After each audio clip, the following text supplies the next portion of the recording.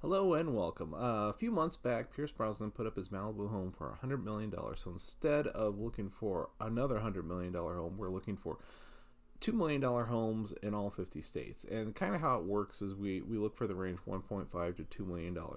And some states, there's a ton, like California and New Jersey. And some states, not so many. I think this time we're looking at Nebraska, and here's the problem.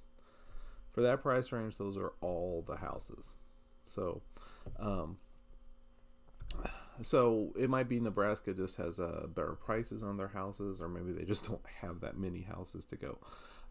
It's 38th in population, so it's right next to Idaho. But for some reason, with all the people moving to Idaho, there's a lot more pricey houses in Idaho. But anyway, here we go. Let's look at what we got.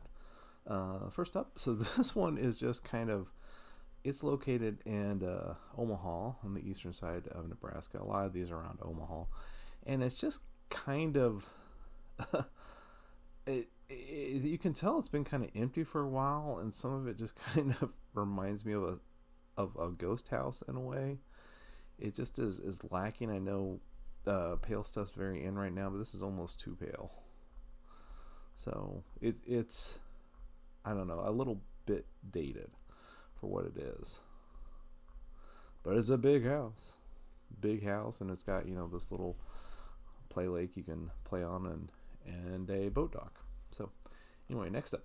So this house is located just west of Omaha, and it just it was made in 2015, and somehow for being just 6 years old, it just seems kind of dated. And it just has some of the darker furniture, and they almost kind of made the wood look a little weathered, and the effect of it, and I'm sure I would like it better in person, but the effect of it now is that it just looks a little dated, which is just weird from a 6-year-old house. This one, again, is northwest of Omaha. And this was built either this year or just last year. It kind of looks like a garage with the 3 bays right there. But they were just going modern. So this is just something I just wanted to show, just to see that the new stuff is not, you may think Nebraska and think there's no chance there's a modern house, but they definitely went all out with the open, airy concept, light, modern. Now this bed kind of cracks me up because I'm sure it costs more than my car, but it just kind of looks like a fold out couch. I don't know why, but it's probably totally custom and totally expensive and probably fabulous, but it just reminds me of a fold out couch for some reason, and that's, I guess, the primary bedroom. But it's a nice solid, and these chairs probably also cost more than my car. But it just had the feel of, they moved in, they decided, nah, we don't want to live in Nebraska, and just kept moving. The other thing, okay, so moving on. So this one was like voted the best log and timber homes of the year magazine, and it's between Lincoln and Omaha. And the thing was that I didn't like about it had 34 acres, but they're just very boring acres, and it's just, that's it. So there's no trees, you just have to mow all this. It's kind of weird just to have all this flat kind of boring land. That doesn't even look like 34 acres, but okay, never mind. The house itself, so on the outside, just gives a very, this is Nebraska feel about it. And that's cool, and you can see it, from the road, and the inside is pretty neat. It definitely goes for the log and timber feel of things that they're looking for and got rewarded for. Of course, you're very, very open concept, and they love this game. And here's a bunch of beds for all your people. But overall, I think the house said it was just 2-bedroom, 2-bath. So I know with all those bunk beds, you could add more people, but it was neat, it was nice, but it's still kind of missing something because it didn't really have an outbuilding either. Um, moving on. So you love to find the unique houses.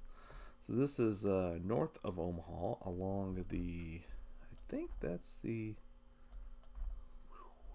Mississippi River. The Mississippi River. So this house is it's right next to a little river and a big river, and it's if you want your privacy, if you want something a little different. The weird thing is it's on both of these, but it didn't really have a boat dock. And I live near the Ohio, and I've had to help sandbag when the Ohio is flooded. So I can't imagine this thing doesn't get flooded at least sometimes, if not more and more often, with the way climate's changing. It's definitely, and then the interior is kind of funky and cool. So it's like a modern log and timber building, so like a modern version of what we saw earlier. Definitely, big windows, open concept, very airy, with a slight industrial feel to it. But kind of a plain kitchen though, not much to it. It almost just feels unfinished to me. I know what they're getting. It does have this little spire you can go up and look all around, and that's kind of fun, but there's not a lot of space up there. You can go out. There's a little balcony, and you can see the river. It's weird that they're so close to the river, but don't really have a dock onto it. But just not special enough, and there's probably too much chance of flooding. Moving on. So this house, we're going to see a tale of two houses. So this was built in 97, and this has got 20 acres, and so both of that is cool. And it's connected to a 40-acre lake, so that's fun. But the interior just looks very dated compared to what we'll see coming up here. It does look like the 90s, and so you can almost just say it. And I'm sure it was great then, and it probably in person looks great now. But it just has a very dated feel throughout the whole house, and it's more compartmentalized. This is a nice sunroom, but overall, you just, it's not as open as modern designs. And they added, a gathering room, and it's always hard for me to check out homes that are empty. It's easier to visualize everything if they stage or do something in there. This does have outbuildings, so that's cool, and a secondary house, and that's cool, and access to this lake, and that's cool, and I hope it comes with the mower. That would be awesome. And this is the other little side house, so you have a place for guests or in-laws, but it just wasn't terribly spectacular. And then a separate barn. So this is a good getaway for Nebraska, but you'll see there's a little better one. Now this one is also built in the 90s, but you'll be able to tell that they've done lots of updates. Like for instance, they have a 55,000 gallon, they call it resort style pool, and in the back of the house. And then on the interior, they just went, you can tell it's been remodeled. This was not from the 90s. And I don't know if this was their personal design or this is just how they staged it, but it's very, very well designed. So this has a lot of architecture elements to it, and a lot of design elements, and just the overall black and white theme that they carry out throughout is such a big commitment. And I like the custom lightings and I assume that's black and white onyx on the walls. It just feels like a different house, and it looks like they just opened this up to make sure, this also 90s house, has a much more open feel than the previous one we saw. So there could have even been a wall there before, but they did a really good job of modernizing it. And I love the bike as art is wonderful. Very cool. I totally agree with that sentiment. I also liked, because I was thinking there's no way they have kids. And then they have this girls' room, which is, they kind of overall kept the black and white, but they added little